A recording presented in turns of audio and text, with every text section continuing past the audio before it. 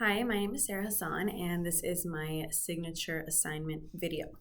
So, today I'm going to be talking you through kind of my journey through self leadership throughout the term.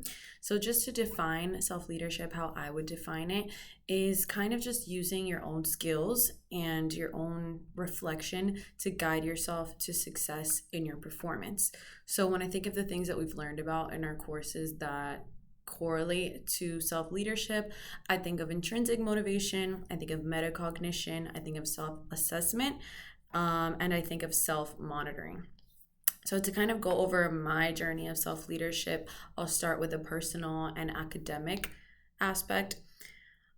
So starting off in the term, I didn't know how much time to spend studying on one thing, whether I should move on to the next one, whether I was ready. I would spend every waking moment studying or exercising. So even while I was eating, even when I was socializing with others, I was still studying, or at least I was thinking of studying.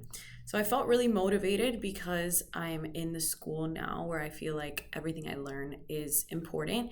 So I was motivated, but I wasn't as disciplined with my rest, and I realized that this was not going to be sustainable and it was going to lead to burnout after a few weeks. So I reflected a lot using kind of that thinking, that metacognition, and my self-efficacy was definitely improved after we were assessed for the first few times, and I realized that I was doing good and on my assessments, and that all this work I was putting into wasn't in vain. So once I kind of achieved that level of self-efficacy, I reflected and realized that some things were not working in other aspects and that I might be able to have a little bit of wiggle room since I was doing well. So my personal relationships were kind of struggling a little bit, and I was very, very tired every single day. This was the biggest thing that I realized. If I'm having to take naps on my way or before driving on my way home because I didn't think it was safe, would it not just be better to maybe just give a few extra hours of sleep to myself rather than having to waste them later on in the day napping, you know? So using kind of my own self-leadership, I like to think about what would I give as advice to someone who came to me with these same problems. It's hard to lead yourself because we're the person that's the most hard on ourselves. So when you put it in this way, it kind of detaches you from the situation and lets you look at things a little bit more objectively. So after I did this, I moved a few things around, especially with my exercising schedule and my sleep schedule. And I realized I wasn't as tired anymore, and that the time that I had awake was actually becoming more quality time. I also set aside just a few hours where I'd really lock into my schoolwork on the weekends, and then I would take the rest of the day, and I felt comfortable disconnecting since I did take those hours and since I was continuing to do well in my assessments even after doing this. So this is kind of how my academic career was affected by my self-leadership, and just moving forward, I'll continue to self-monitor and hopefully adjust things. Even in this last few weeks, I'm learning that I'm still adjusting things, and I'm looking forward to starting a new term fresh with what I've learned, and I can't wait to see what will happen at the end of term 2. So also in terms of my future professional career, how I'll use self-leadership, and this was when it was really helpful to go back and look at those assignments that we did over the span of this course this term. So I really reflected on the fact that while I consider myself a highly empathetic person, I can sometimes get off track and overly try to investigate something deeper even when it's not there in a person, and that's a quality that I like, that I possess, and that I admire in others. However, I've noticed that it can cause me to lose some of my professional skills because I'm trying to get so deep and on the same level. While I think that's okay in some ways, like I said, I do think that keeping it really professional can also keep me reliable and more helpful as a future physical therapist. I want people to feel like they can come to me not only for personal things, but of course also to actually help them physically, which is our job.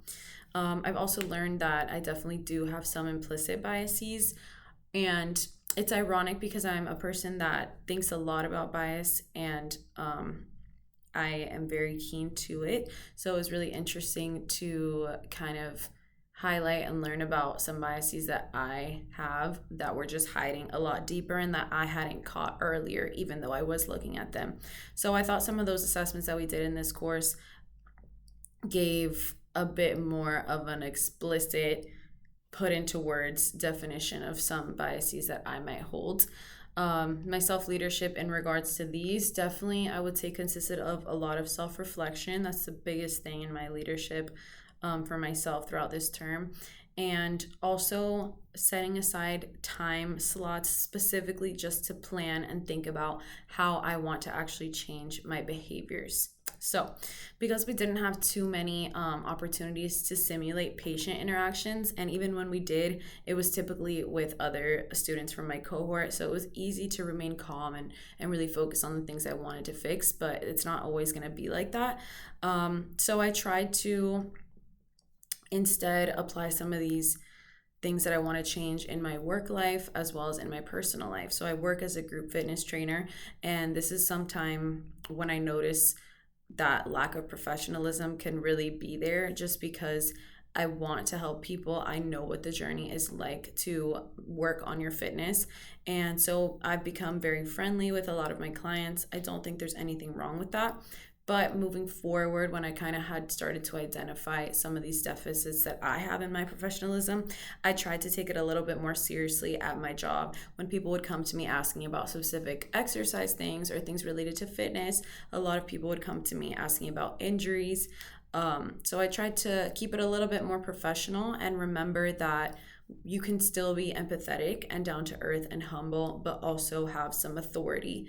Especially when I know these people are paying good money to receive that professionalism and to receive that quality care from certified personal trainers.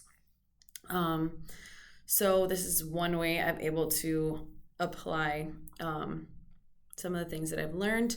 Also, in terms of the biases, same thing. I'm not interacting with patients all the time. It's not detrimental that I have any biases right now, but I have tried to just use it, same thing in my personal life, and also with my cohort, just in my daily classes. I've tried to become a little bit more humble and to become more curious rather than just going in having a certain assumption about a certain person. So really just realizing that curiosity is a really important skill to keep, and I always knew that I had that, but I think that sometimes I've lost sight of it, especially in these biases that I was not able to identify before being assessed in this course. I consider myself a confident person in a lot of ways, but I realize that I sometimes just don't give myself enough credit to use the authority and the knowledge that I do have, and that's actually keeping me from helping people. And it's not coming off as arrogant or anything, but rather it would just help people if I were able to use that. So yeah, a lot of self-reflection. I would say that's the biggest part of my self-leadership. I've developed my own motivations, and just to continue to self-monitor. I'm looking forward to what else I'm going to learn in the course coming up. So thank you for listening. This is my signature project.